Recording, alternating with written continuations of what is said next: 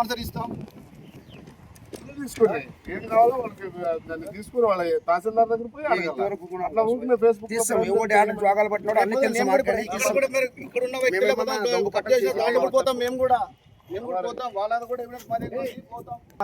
మా భార్యలు వచ్చి 2 టౌన్ లో కంప్లీట్ చేయాలి ఫస్ట్. ఇదేం పొద్దుమ కాదు. నేను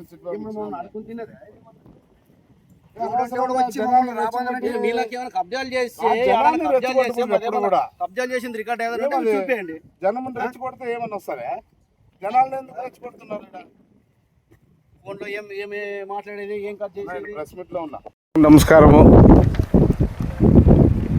నిన్నటి నుంచి ఒక వ్యక్తి శేఖర్ అనే మనిషి ఫేస్బుక్లో మమ్మల్ని అంటే ఇక్కడ పట్టాలు నకిలీ పట్టాలు సృష్టించి మా పట్టాలు తీసుకున్న వాళ్ళందరినీ బ్లైమ్ లేపుతున్నాడు ఫేస్బుక్లో. మేము ఎటువంటి బ్లైమ్కి ఇట్లా అవుట్లకి ఏం భయపడే ప్రశ్నే లేదు. మాకు అధికారికంగా తహసీల్దార్ గారు పట్టా ఇచ్చినాడు. తర్వాత తహసీల్దార్ గారు పట్టా ఇచ్చినారు. మేము వచ్చి క్లీన్ చేసినాము. క్లీన్ చేస్తే మున్సిపాలిటీ వాళ్ళు వచ్చి బోర్డు బాతినారు. బోర్డు బాటిన తర్వాత మేమన్నీ కూడా ప్రొడ్యూస్ చేసినాము. ప్రొడ్యూస్ చేస్తే కమిషనర్ గారు తహసీల్దార్కి లెటర్ రాసినాడు. లెటర్ రాసి ఇవి జినైనా కాదా పట్టాలని ఆయన లెటర్ రాస్తే 6 నెలలు టైం తీసుకొని తహసీల్దార్ గారు, ఆ విఆర్ఓ గారు, ఆర్ఐ గారు, సర్వేర్ గారు, డీటీ గారు ఇంతమంది విజిట్ చేసి ఈ పట్టాలు నిజమైనవి వాస్తవం అని చెప్పి మాకు ఈ ఎండార్స్మెంట్ కూడా ఇవ్వడం జరిగింది. ఈ ఎండార్స్మెంట్ బేస్ చేసుకొని మున్సిపల్ కమిషనర్ గారు బోర్డు కూడా తీసేయడం జరిగింది. తర్వాత ఈ 14 మంది ఈ 218 సర్వే నెంబర్లో 319 నుంచి 332 వరకు మేము బాధితులు 14 మంది ఉన్నాము. 14 మంది కూడా గౌరవ హైకోర్టులో అప్పీల్ చేసుకున్నాము.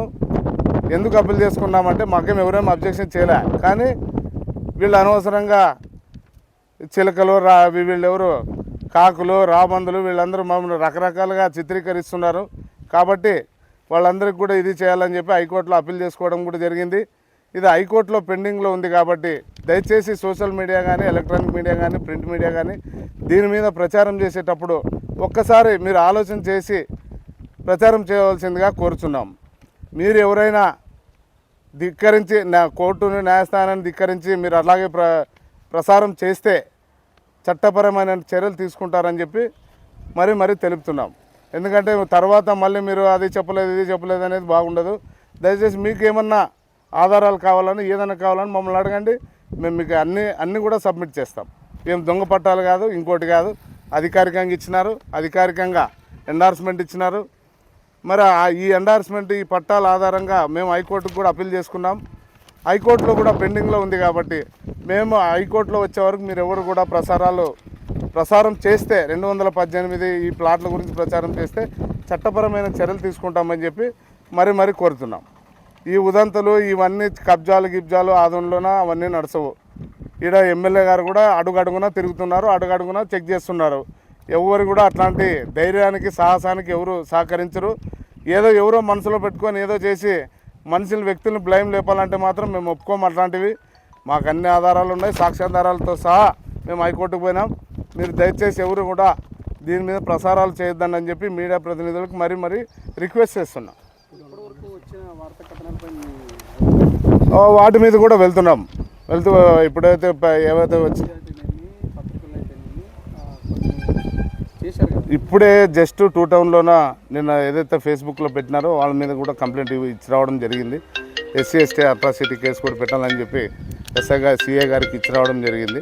వాళ్ళ దగ్గర ఏదైనా ప్రూఫ్ ఉంటే వాళ్ళు కూడా ఇవ్వచ్చు, తప్పేం లేదు. కానీ ప్రెస్ మీట్లు ఇవన్నీ పెడితే మాత్రము ఇది హైకోర్టులో ఉంది. కాబట్టి మీరు మీడియా మిత్రులు దీన్ని ప్లే చేసేటప్పుడు ఆలోచించి చేయాలని చెప్పి కోరుకుంటున్నాను. 14 మందికి ఇచ్చినారు సార్.